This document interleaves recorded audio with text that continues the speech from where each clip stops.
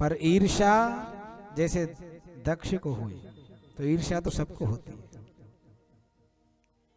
व्यक्ति अपने दुख से दुखी नहीं है, दूसरे के सुख से दुखी है। कैसे? एक सेठ जी थे और वह सेठ जी गए भगवान को प्रसन्न करने जंगल में। भगवान को प्रसन्न किया तो भगवान ने कहा परमं ब्रूयात, क्या चाहते हो मांग लीजिए। भोलेनाथ से प्रार्थना की। भगवान ने कहा एक काम करो, बार बार आने का झंझट खत्म करो, ये घंटी ले जाओ, इसको बजा देना, जो चाहोगे वो सब मिल जाएगा तुम्हें घंटी बजाने से।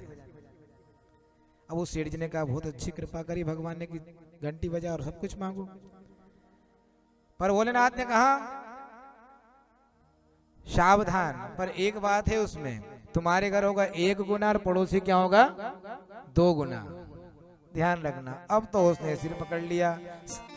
तपस्या मैंने करी और फल दूसरे को वैसे ही मिले। घर आ गया और घंटी को रख दी, अब बजाना नहीं है। और सेठ जी व्यापार करने चल दिए। अब व्यापार करने गए हैं तो एक दिन सेठानी जी, दीपावली का समय था, घर की साफ सफाई करते हैं, तो सफाई अंदर से बाहर लाते हो, बाहर से अंदर ले जाते हो। रसोई घर से सफाई करते करते वहां मंदिर साफ करने लगी। और मंदिर साफ करने लगी है वो सेठानी जी, तो क्या देखा है, घड़ियाल है, घंटी है, उसमें जाले लगे हुए, धूल लग रही है। उसने कहा इसे भी मैं साफ कर दूं। और घंटी को उठाइए, भूल बस घंटी बज गई। अब सेठानी जी को पता तो नहीं था। अब जो घंटी बजी है तो उस घंटी ने कहा देवी मांगो, क्या चाहती हो मुझसे। अरे ये तो बहुत चमत्कारी घंटी है। अरे घंटी देवी तुम प्रसन्न हो तो एक काम करो, मुझे 1 मंजिला मकान हो जाए मेरे घर में। कितना मंजिला? 1 मंजिला मकान हो जाए। तो सेठानी जी घर तो 1 मंजिला मकान और पड़ोसी के यहाँ 2 मंजिला मकान। अब तो सेठानी जी और प्रसन्न हुई कि भगवान की बड़ी कृपा हुई, वैसे ही मकान बन गया। फिर घंटी बजाई तो कहा कि घंटी देवी आप देना ही चाहती हो तो एक फॉर्च्यून गाड़ी दे दो। तो सेठानी जी 1 गाड़ी 4 व्हीलर और पड़ोसी के यहाँ 2।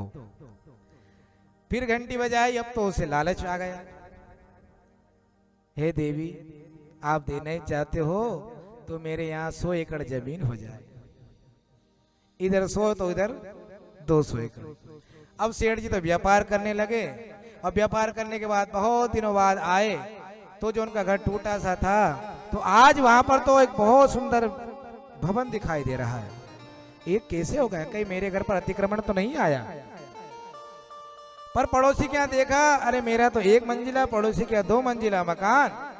और दौड़े दौड़े गए, अरे राम राम, सेठानी जी ने सब गड़बड़ कर दिया। अरे सेठानी जी ये चाहता तो मैं कभी कहीं मांग लेता, मैं व्यापार करने थोड़ी नहीं जाता। अब तो वह सेठ जी गए हैं और जोर से घंटी बजाई। सेठ जी आप देना ही चाहते हो, घंटी से कहा कि आप देना ही चाहते हो तो एक काम कीजिए कि मेरे घर के आंगन में 100 फीट गहरा कुआं होना चाहिए। क्या होना चाहिए? 100 फीट गहरा कुआं होना चाहिए और उसमें पानी नहीं होना चाहिए। तो उसके आंगन में 1 कुआं, तो पड़ोसी के यहाँ 2 कुआं। अब उसने फिर घंटी बजाई। कुछ दिन बाद क्या करे, पड़ोसी का कुछ हो ही नहीं रहा है।